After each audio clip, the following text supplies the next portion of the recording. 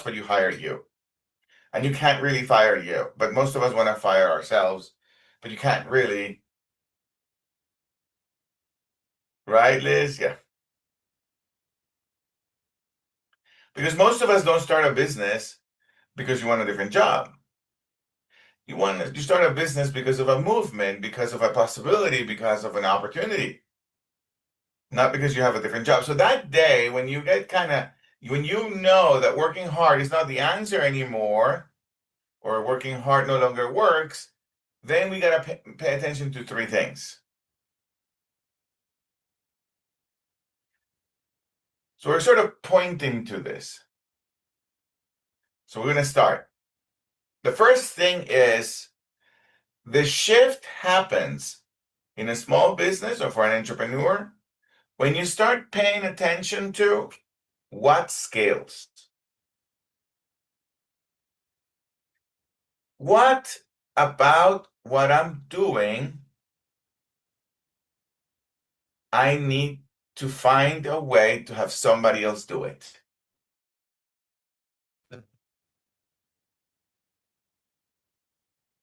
What could continue to work when you're not there?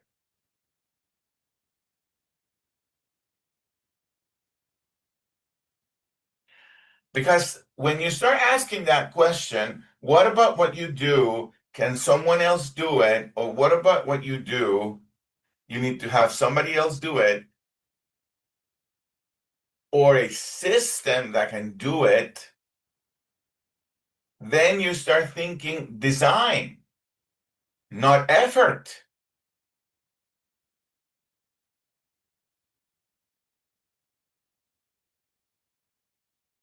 Yeah.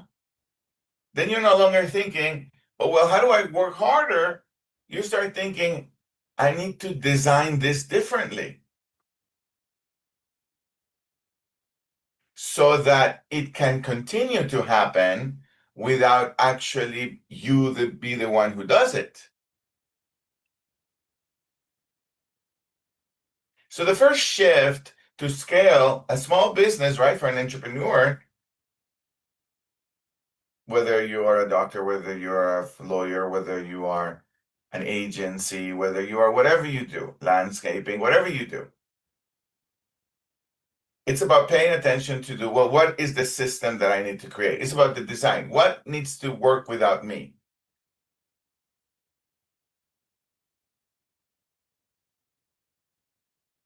It's about building a system where others can do it for you, rather say for you, for the business.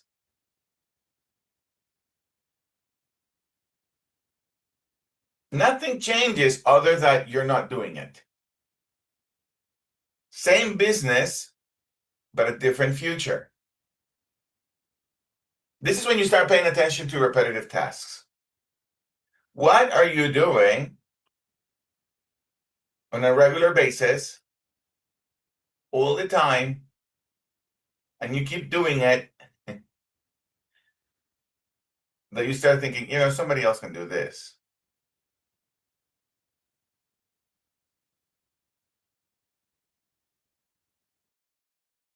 How can I involve someone else? Or how can I get a system to do it? Since now we have CRMs and now we have artificial intelligence, AI, we have lots of ways to have something be done instead of you doing it. Okay, so that's one shift. The second shift, this is very important. This is super important. And most of us kind of get stuck with this one, or most business owners get stuck with this one. This one is subtle.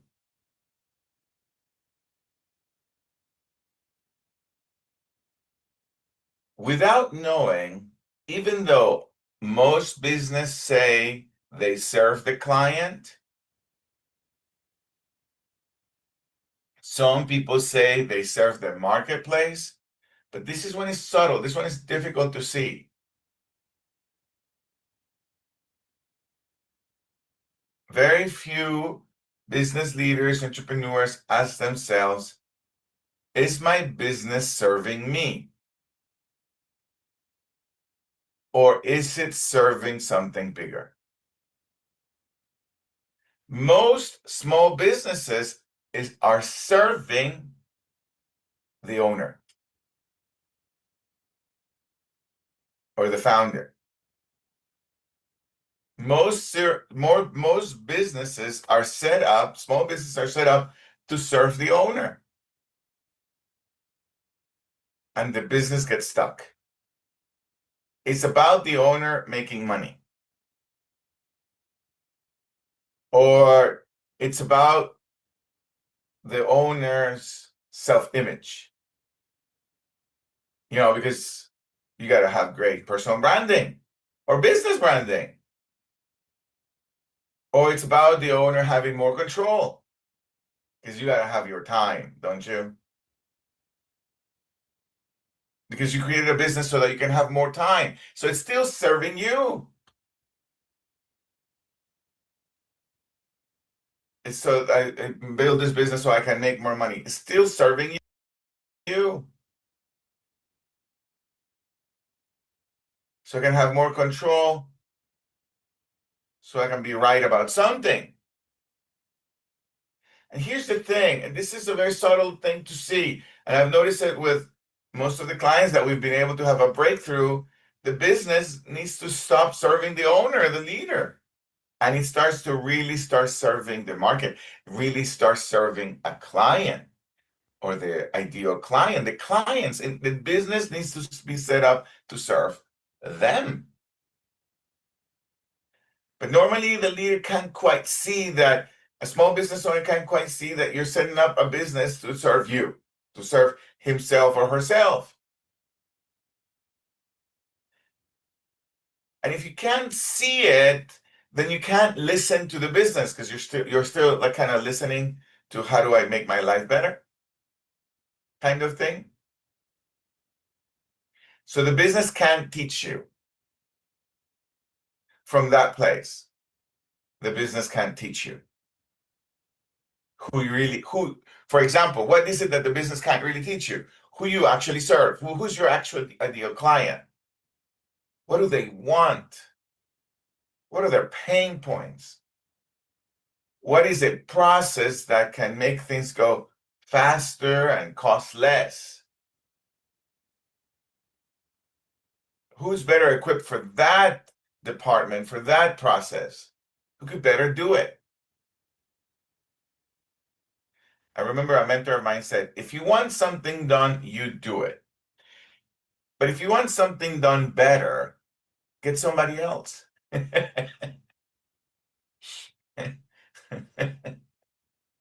Yeah, so right though.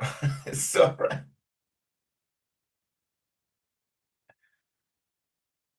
So this is a subtle difference. You gotta see if the business is set up to serve you, if the business is set up to serve you so that you win, so that you make more money, so that you have more time, so that you have more control, then it's likely the business is not gonna grow. But you can't see why.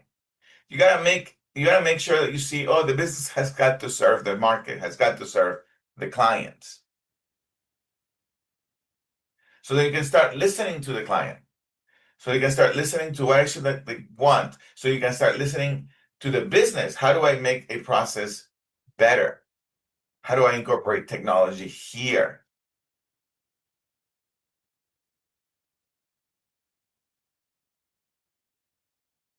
And then when you do that, the business begins to move differently. There is less force, there is more flow. Because now you're not building from assumptions, from your intuition, you're actually building from listening. And not just listening to what's being said, but listening to how your client is actually living their reality in the context of your business.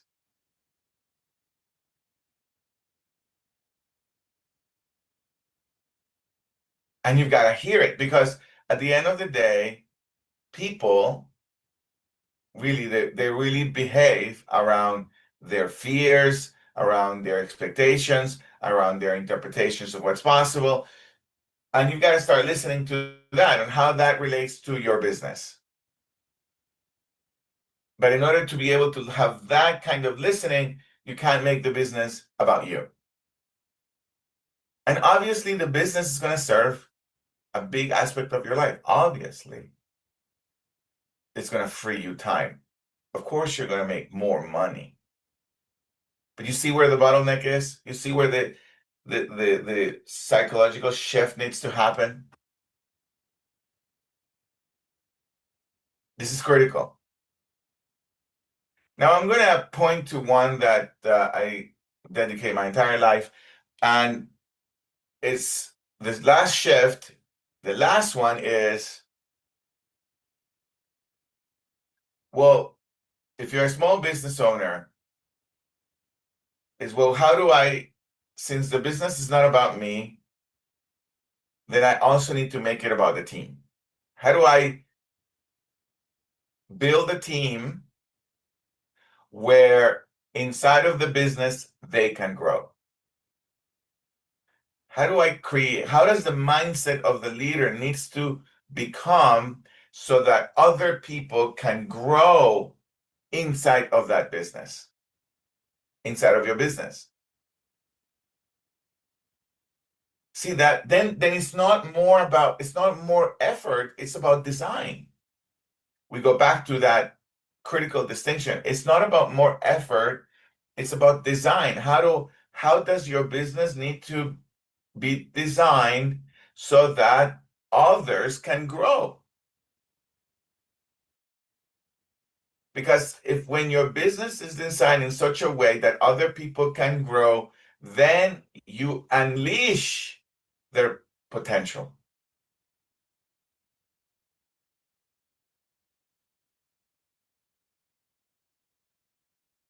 Because people support what they help create or what they see as theirs. And if they have, and if they see growth inside of the business, financial growth, intellectual growth, professional growth, if they see growth, they're going to unleash what they have been also reserving. They're going to expand themselves. They're going to be curious. They're going to throw ideas. They're going to serve the client. But you've got to create the business. You've got to create, it's a design kind of thinking. You got to create the business in such a way that you start thinking, well, can somebody grow in this business? Or is it just me? If it's just me, then you can't unleash their potential. If it's just you, the one who's going to grow, you can't quite unleash their potential. But if you create a design kind of system inside of your business where other people can grow, whoa, you have unleashed something you haven't seen before. Because when the business starts to work for the people inside of it, something different shows up. Ownership shows up, creativity shows up, leadership at every level shows up. So the question becomes, is your business, sorry, let me say it differently. Is my team building my business, or are they building something that is also building them? Yeah, that's the question. So the question is your team building your business, or are they building something that is also building them? Because when people grow, the business grows. Not really the other way around. It's not when the business grows and the people grow. No, it's when people grow, the business grows.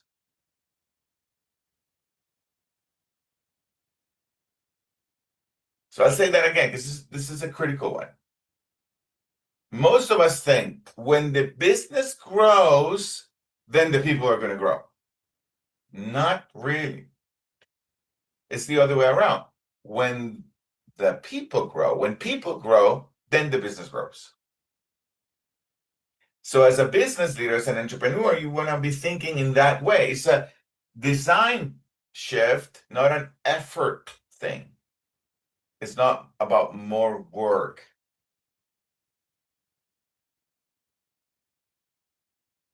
So here's the shift. 3 shifts. Okay?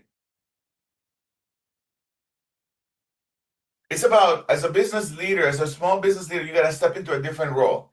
It goes from doer to designer, right? From control to listening.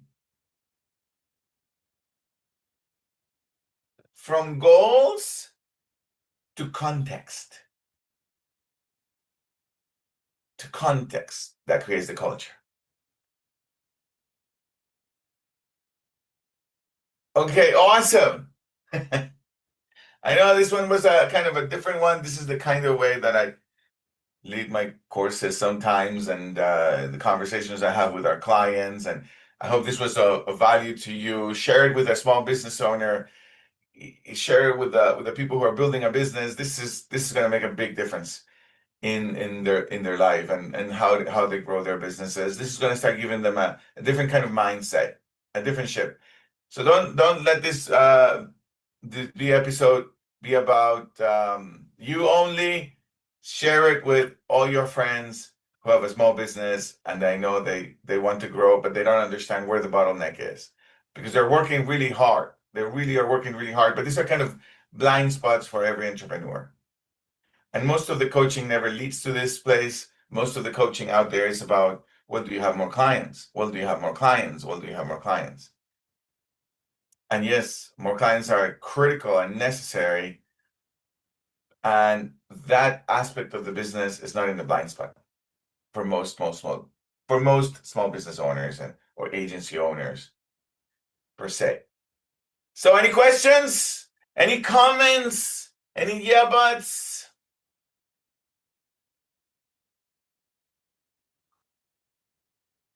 Comments? Questions? But Gio, I want to thank you first of all for this discussion this morning, this conversation this morning, because those 2 critical questions really, really hit me hard. Who is my business serving? Is it serving me, or is it serving the market? And can the people grow? And waiting for the business to grow so that people can grow is the reverse of how it should be. When the people grow, they'll grow the business. And I mean, I hadn't really, really thought about it that deeply before. And I want to thank you for putting my thinking on that track, because I'm walking away with those, well, that's 1, 2. That's really it's really 4 points, but they're serious points. And thank you for getting my head in that space. Yes, yes. Yes, that's when I started looking at that, Stan, precisely. It wasn't about more effort. That kind of thinking is not about how do I work harder. That kind of Mm-hmm. thinking, it's about design thinking. You know, Mm-hmm. the one that I also want to capture from today's conversation is that the thinking that leads me looking at, well, what's scaling in my business? What can I scale? What can be done by someone else, or what can be done by technology? And when you look into that in your business in that direction, scalability is possible. Well, who else could be doing that? Who else could be doing this? Because there are some aspects about my business that I love doing, and the idea is to not stop doing it, because we're alive.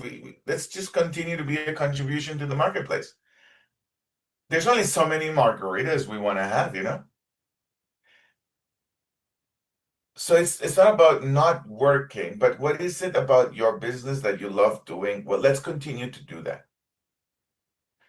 So what needs to be scaled? What can be scaled?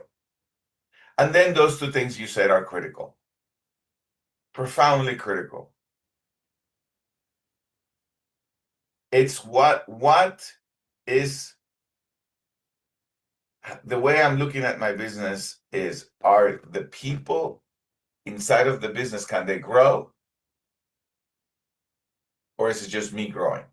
Oh, no. They need to grow, because when the people grow, then the business grows. And what was the other one you were saying, Stan? Uh, it was okay when the people grow, the business grows. Am I serving myself or am I serving the marketplace? Yes, that's a huge Yeah, one. yeah. I mean, it's what you were saying, and I thank you for it, man. Yes, that's a huge one. Am I building my business so that I can make money? Am I building the business so that I can have free time? So then, so in that context, the business is serving me. And rarely the business grows when it's just serving the owner. It's got to serve the client, the ideal client, the marketplace. And when that shift happens, something magical happens, which is the business owner starts listening to the business, like a different kind of listening. And I don't want to say magic happens, but you know, things start flowing differently. Okay. Thank you, Stan. Thank you all for being here. Thank you, Shiva, for being here, and Virtue Thank and everyone you, who thank you, listens. Jim. Look, it's Thank a you, Jim. Thank you, Sorrel. Thank you, family. yes, it's a real pleasure to do this on Mondays and start the week powerfully. And remember to reach out in anything we can support. We love having conversations like this one in direction of supporting your growth and your business growth. So, as always, we want to end today's conversation with 8 tenets. The first one is always love. Love, love those who you have an opinion about. Love those who agree with you, disagree with you.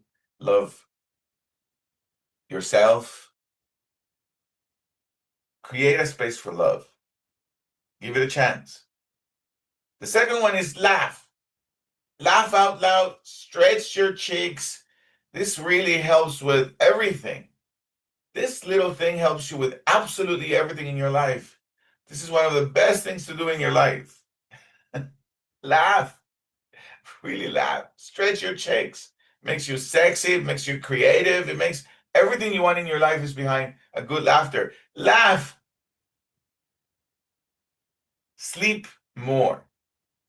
Sleep. At least 7 hours. You've got to sleep. This helps you also be sexy, creative, the whole thing. If you can't sleep, read a book. Don't take a pill. Read. I know you think that the pill you needed so you can go to sleep, you're not giving a chance to reading. Your brain is going to go, I don't want to read. I'm going to bed. It does it every time. I've done it with my friends. They're complaining, I can't sleep. My life is hard. Blah, blah, blah. Okay, have you tried reading? No. Try reading before you try the pill. No, I won't sleep. It's okay. At least you learn something. And every now and then I can effortlessly enroll them into reading. And they're always shamefully want to admit it. Yeah, I fell asleep. Read, but sleep. Sleep. Eat more plant-based. Get closer to the trees. Hug the trees. Eat the trees. And at all cost, avoid processed food. You gotta look into that. It's terrible. It really is terrible. I mean, I struggle with that. But just because I struggle with it, that doesn't mean I can't tell you what's good. Give your jealousy away, give your resentment away, give. And always move. Every day move. In the morning, move. Right before you go to lunch, move. Right after lunch, move. Right before you go to bed, move.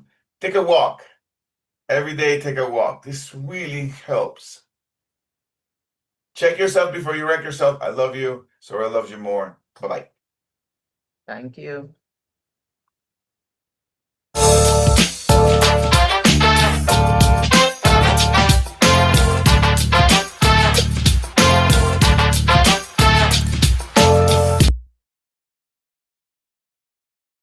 Imagine being able to build an app with your name on it, just by thinking about it. Meet Base 44, a complete AI creation platform. Describe what you want, and watch it take shape.